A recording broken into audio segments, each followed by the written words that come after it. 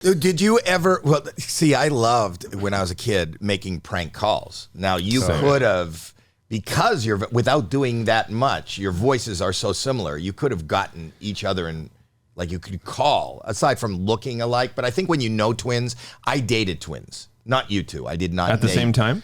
Much to our chagrin, we wanted that to happen, but it never happened. But you didn't do that at school? I would imagine you can do that at school. No, I'm saying dating Howie. We wanted that to happen. Guys, catch up. We're still on the pager.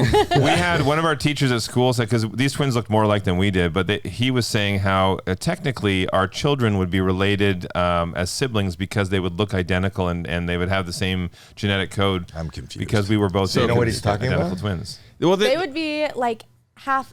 Right? They would be like half siblings. What this teacher was trying to say is that they would genetically look like they were actually related because it was twin parents. And they would share DNA. But anyway, to go back to your story, yes, we pranked the shit out of people all the time. I'm talking about even pranking each other. Like if I was mad at, I don't sound like my brother, but if I was mad at my brother, it would be funny to call into his workplace or to call the person that he was dating and just say something really fucked up and then just hang up the phone and wait for them to get... So I would do that just to mess with Drew. If there was like a girl in high school that was interested in him, I would then, not just on the phone or anything, I would literally dress in his clothes. We looked exactly the same. When we were younger, you couldn't tell us apart. And I would go and make a total ass out of myself in front of her and then go away. And then she would ignore Drew. And I'm like, why doesn't she like me anymore? And it's because, we would do that kind of stuff. Because that's the only benefits of having a twin is to pull pranks on people and to pin a murder on the twin. Exactly. So that's, that's my out one day. Have you've done 1 out of 2. Yeah, moving on. We'll leave you to guess which one. But I would, just because I love prank. I love that you, in order to prank, had to put on the same clothes. Like you really think that were your clothes that different?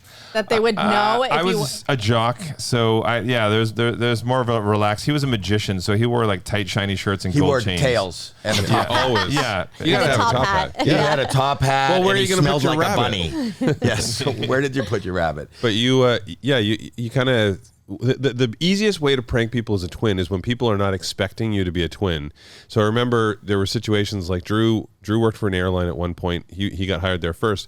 And then he's like, oh, this is so much fun. You got to come and do this. And so when I got hired, no one he had worked with for the year prior, no one knew he had a twin. And so all of a sudden I show up and it was great. I had a field day. You were a flight attendant? Were you a flight attendant? Yeah, flight attendant. Did you ever work the same flight?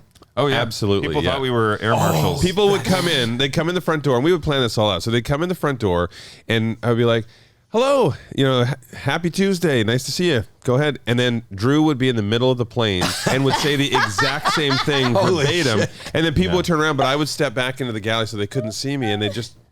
or we would go How the fuck did the flight attendant is flying from the front of the plane? It was good. It was we also got a couple of our friends hired, and this was WestJet Airlines, and WestJet at the time was trying to be different than Air Canada was the Canadian go-to, and so they were hiring taller people because there was a height limit. You weren't, I think, with Air Canada, you weren't allowed to be over 6'2" or something, and we're 6'4". So we would wait. So this is their push toward diversity? This is early days diversity. Yeah. Yes. So we had us and all of our friends were all like 6'4", and so literally it was the best behaved flights because everybody thought we were a bunch of air marshals, and they were all just sitting there quietly, and we're like, "Would you like a drink?" "No, I'm fine. So it's super easy flights. Yeah. But being that tall on a flight is probably as uncomfortable as it is sitting where you're sitting right now. I've hit some turbulence where I actually hit the ceiling of the plane. I would imagine you start on the ceiling. Yeah, I was going to say, you're only an inch below the ceiling, so it hurt less than if I flew all the way up. Yeah. Exactly.